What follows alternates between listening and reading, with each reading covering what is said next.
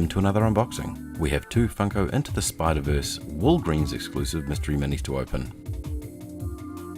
These are out now with bizarre and spiteful ratios. There are 4 1 in 6s, 2 1 in 12s, 1 1 in 18, 2 1 in 24s, and 2 1 in 72s. Some might note the addition of a 1 in 18 and the lack of a 1 in 36. Yeah, I got nothing. On to box 1.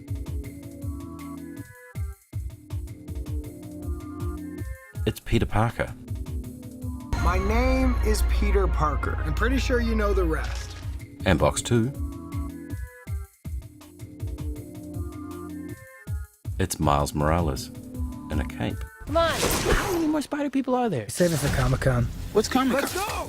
So 2 1 in 6s. What a surprise!